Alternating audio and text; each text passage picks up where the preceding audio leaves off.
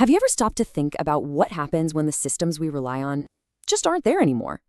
Today, we're diving into a financial protocol designed from the ground up for extreme longevity, a system built to outlive not just companies, but entire governments.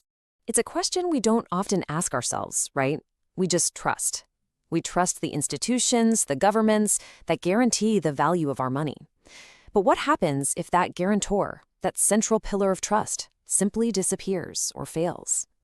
And this isn't some far-fetched, futuristic scenario. If you look at history, it's actually the norm. Monetary systems have a shelf life. They're created, they serve a purpose, and then, eventually, they get reset. Let's just take a quick walk through the last century or so.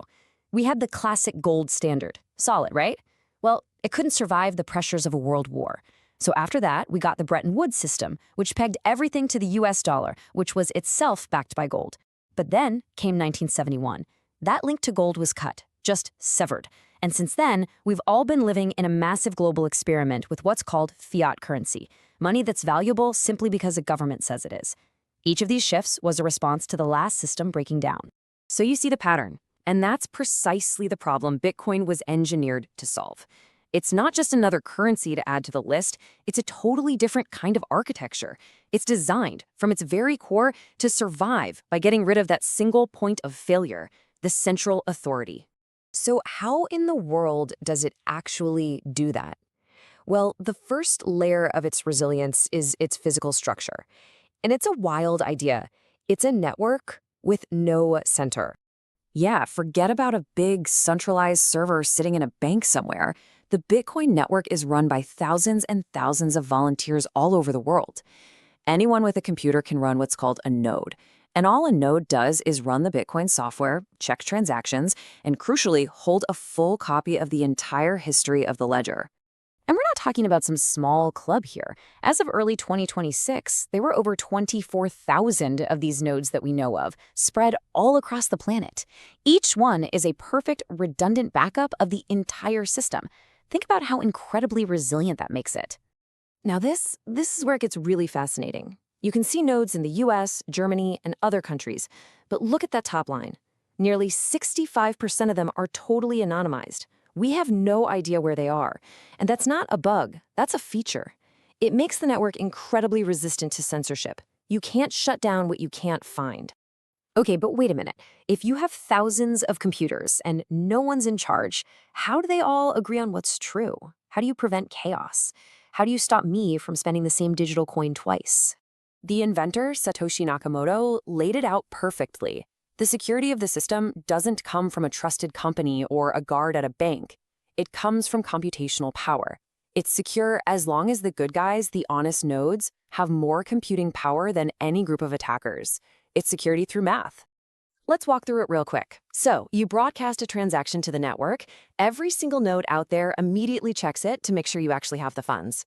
Then, specialized nodes called miners start competing like crazy to solve a really hard cryptographic puzzle. The first one to solve it gets to bundle up the latest transactions into a new block and add it to the chain. They broadcast their winning block, and all the other nodes double-check their work and add it to their copy of the ledger. This competition, this proof of work, creates a chain of blocks that are all mathematically locked together. And because of that, to change something in the past, you'd have to go back and redo all that incredibly difficult work for that block and for every single block that came after it, faster than the entire rest of the world's network is working right now. It's practically impossible. It makes the history of transactions effectively permanent. So, the network is robust. It's secure from digital attacks. But let's push this idea to the absolute limit. What happens if the very infrastructure we all take for granted collapses? You know, a massive solar flare, a coordinated shutdown by governments, a global catastrophe. In a world without the internet, does Bitcoin just stop? Is that game over? The answer, amazingly, is no. And this is where the design for survival gets truly incredible.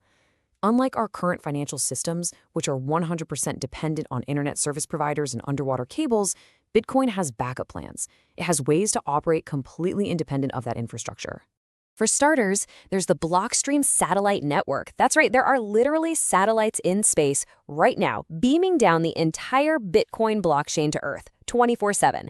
Anyone with a small satellite dish can download it and stay in sync without any internet connection at all. Then, on a local level, you have mesh networks. Using simple radio signals, people can pass signed transactions from one device to another like a digital bucket brigade until one of them finds a node connected to the internet or a satellite. So when you start to put all of these different pieces together, the decentralized physical network, the trustless consensus model, and these wild infrastructure redundancies, you start to see the bigger picture.